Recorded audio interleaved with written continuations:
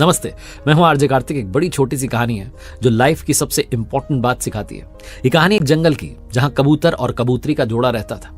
एक दिन वो पेड़ पर बैठे हुए थे, तभी कबूतरी ने देखा कि एक व्यक्ति उस पेड़ की तरफ आ रहा है और उसने अपने पति कबूतर को आगाह किया, चेतावनी दी कि देखो वो व्यक्ति आ रहा है, वो शिकारी हो सकता है, हमारा शिकार कर लेगा, हम उड़ करके चले जाते हैं। लेकिन कबूतर ने हंसकर के बात टाल दी और कबूतरी से कहा कि क्या बात करती हो, उसको देखो तो सही, कितना सज्जन लग रहा है, कितने सुंदर उसने वस्त्र पहने, कितना सामान्य सा दिखने वाला व्यक्ति है, वो शिकारी थोड़ा है, शिकारी ऐसे थोड़ा आते हैं।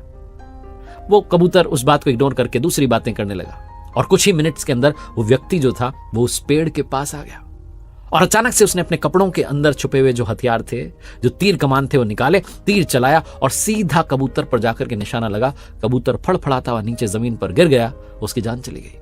कबूतरी जैसे तैसे वहां से जान बचा करके उड़ करके भाग गई और पूरे रास्ते उड़ते उड़ते यही सोच रही थी कि मैंने अपने पति को खो दिया, अगर पति ने मेरी बात मान ली होती तो आज ये नहीं हुआ होता। बार बार खुद को कोस रही थी कि मुझे थोड़ा और समझाना चाहिए था, उन्हें वहां से लेकर के जाना चाहिए था। वो कितने भोले थे, भरोसा कर बैठे और उनके साथ धोखा हो गया।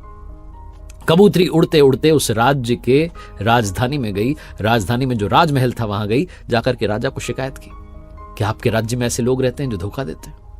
राजा ने कहा पता करवाते हैं अभी, कैसे जो है किसी ने आपके पति की हत्या कर दी। वो राजा बड़ा सज्जन था, नेक इंसान था। उसने अपने सैनिकों को बोला कि जाओ जाकर के उस शिकारी को ढूंढ करके लाओ जो सामान्य व्यक्ति जैसे वस्त्र पहनता है लेकिन शिकार करता है। बड़ी मुश्किल है उसको ढूंढने में, क्योंकि वो रूप बदल करके रह रहा था। बड़ी मुश्किल से उसको जो है पकड़ा गया, उसको लेकर के आया गया राजमहल में, दरबार में सभा लगी हुई थी। राजा ने उससे कहा कि आपने ऐसा कार्य क्यों किया? उसने कहा मेरा तो काम है शिकार करना। राजा ने कहा जो भी आपने किया, अब आपको इस गलती की सजा तो मिलेगी। कबूतरी से कहा कि अब आप बताइए क्या करें। सब लोग राजा की तरफ देखने गए कि राजा साहब सजा तो आपको देनी। बोले नहीं, आज की सजा का ऐलान मैं नहीं करूंगा, आज की सजा का ऐलान ये कबूतरी करेगी जिसने अपने पति को खो दिया है। कबूतरी ने कहा कि महाराज ये तो आपने बहुत बड़ा उपकार किया है, लेकिन मैं क्या सजा दूं? मेरा पति तो अब वापस आने से रहा, वो तो आएगा नहीं। लेकिन मैं चाहती हूं कि हाँ, एक सजा इस शिकारी को जरूर मिलनी चाहिए। पहली बात तो इसे जिंदा छोड़ दीजिए। सारे लोग उस कबूतरी की तरफ देखने लगे कि अरे ये क्या बोल रही हो? राजा ने कहा तुम्हारे पति की हत्या कर दी, तुम इसको जिंदा छोड़ना चाहती हो? बोले हाँ, इसको मार करके क्या मिलेगा? लेकिन राजा साहब मैं चाहती हूं कि आप अपने राज्य में ऐलान कर दें कि जो जैसा है वो वैसा दिखे। इस शिकारी को खास करके ये कह दिया जाए, आज से यही सजा है कि शिकारी जैसे वस्त्र पहने, ताकि हम जैसे भोले भाले जो पशु पक्षी हैं कम से कम वो इसके बहकावे में ना आए। मेरे पति ने बस यही तो सोचा था कि ये तो सज्जन सा दिखने वाला व्यक्ति है, ये क्या शिकार करेगा, लेकिन ये उन कपड़ों में हथियार छुपा के लाया था।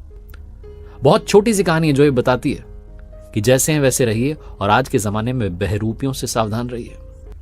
जो वस्त्र तो सज्जन वाले पहन लेते हैं लेकिन कार्य असुर वाले करते हैं। इसलिए बहकावे में ना आए, बहरूपियों से सावधान रहें, अपनी अक्ल लगाएं।